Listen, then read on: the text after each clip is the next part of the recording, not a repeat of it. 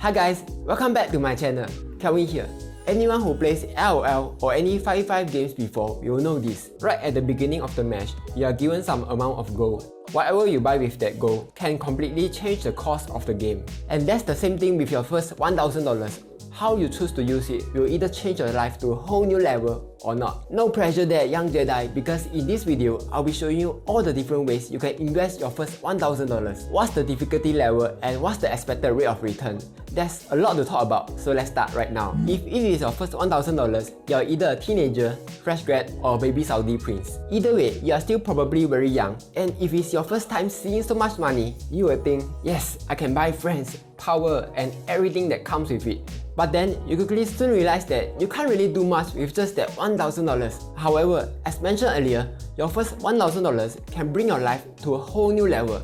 And the easiest way to do that, by far, is by investing in yourself. This method will give you the best rate of return. When you are investing in stocks, you are investing in other companies which you totally have no control over. However, if you invest in yourself, you gain additional skills. You can then bring more value to the marketplace, which in turn will bring in more money. For example, you can use that $1,000 to get an insurance license. Then you can invite your friends which you have never talked to for the past 10 years for a quick cash out. And during the meeting, you can surprise intro him to your services. Or maybe getting a real estate license so that you can represent rich clients and get rich overnight. Not true story. You can also use that money to start an online business or build an app idea that you had and learn new skills along the way. Maybe you spend that $1,000 to learn iOS programming. Then, with that skill, you can get an iOS programming job which will earn you around $2,000 a month or $24,000 a year.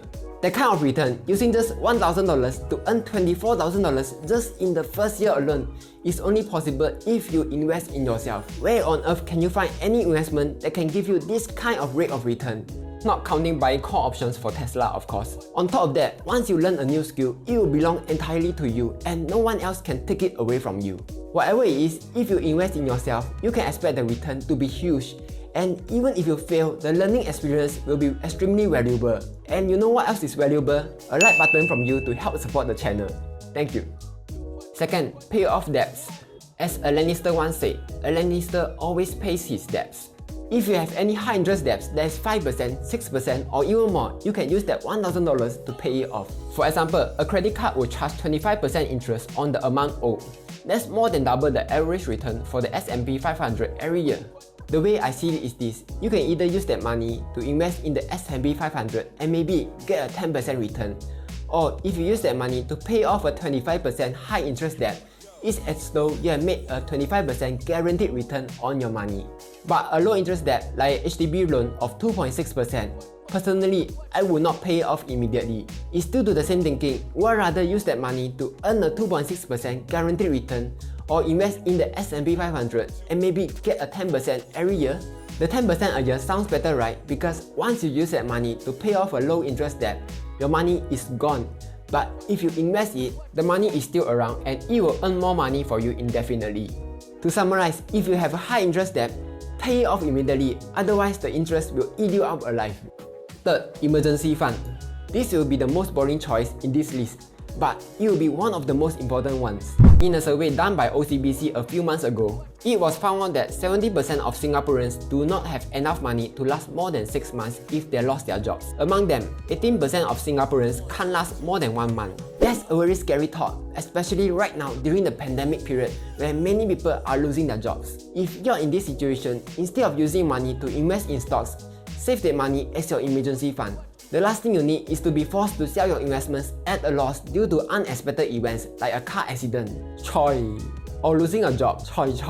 The most important thing about an emergency fund is you put it at a place where you can access it immediately. Like, oh no, I need that money sia, let me go to the nearest ATM to withdraw it. Kind of immediate. But don't just put your $1,000 in some random savings account and earn a set 0.05% interest. Instead, put it in a high yield savings account where you can earn around 1% interest rate on your money. Yes, I know that interest rates have been dropping like grapes recently, but it's the best guaranteed return right now. As we all know, the lower the risk, the lower the return. So if you don't have an emergency fund yet, especially right now during this pandemic period, save that $1,000 to protect yourself in case anything happens.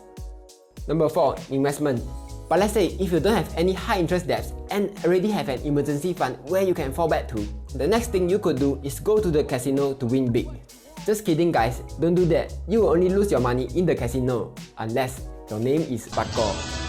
Rather than putting your money in the bank and earning a 1% interest rate but losing value to a 2% inflation, the next best thing you can do with your money is to invest it, which will earn you anywhere between 4% to 10% or even 300% a year. But I would like to remind you, the higher the return it is, the higher risk you have of losing your money. Now, there are a few ways you can invest your money. The first way and the easiest way of investing is by buying ETFs or index funds. An index fund is just a group of stocks representing a certain market or sector. It can be a group of Singapore stocks, or a group of United States stocks, or a group of technology stocks. Whatever you can think of, you are likely able to find an index fund for it. Like, there's even index funds for gaming stocks out there. There's a few benefits to buying index funds. First, your money will be diversified across all the holdings inside an index fund. That way, even if one company fails, you still have 499 other companies to back you up. Second, an index fund has a self-cleansing feature. Whenever a stock underperforms for too long, it will be kicked out and replaced with another better stock.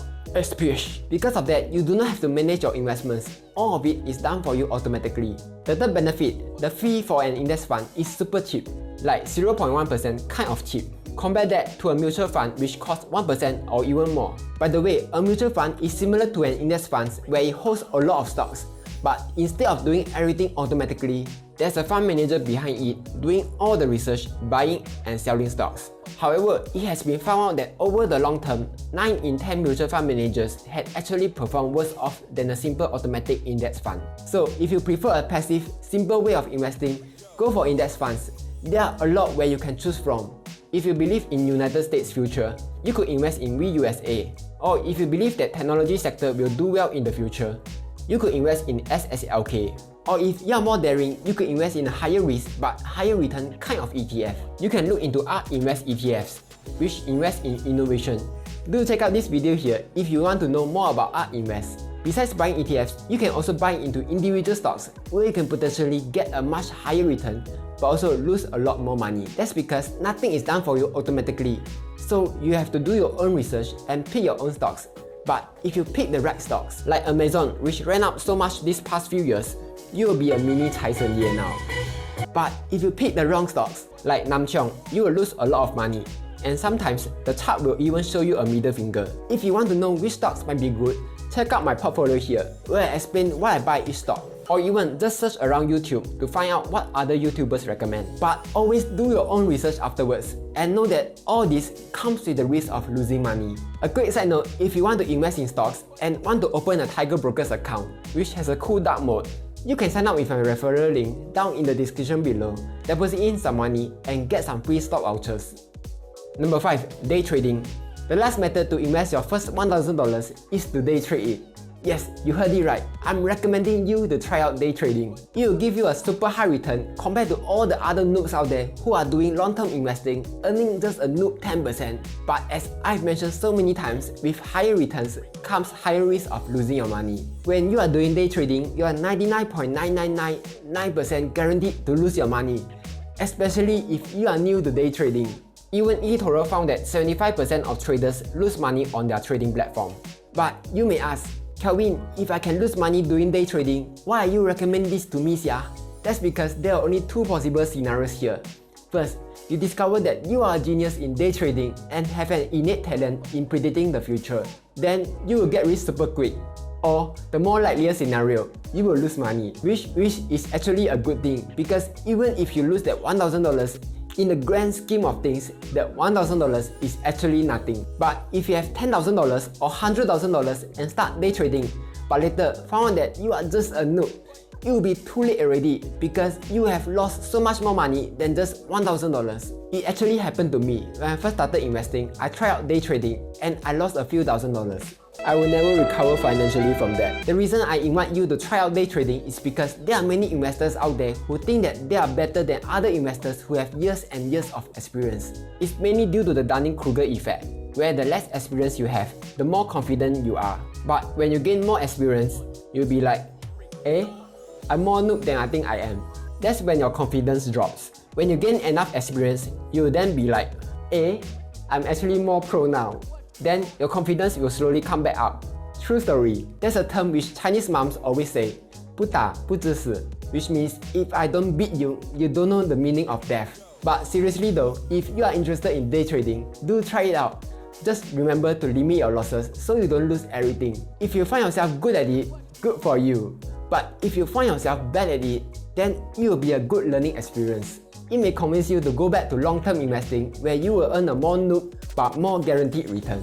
All in all, this $1,000 is just a small amount. Don't expect to get rich anytime with just this amount. The whole purpose of this $1,000 is to start the first step in whatever you want to do.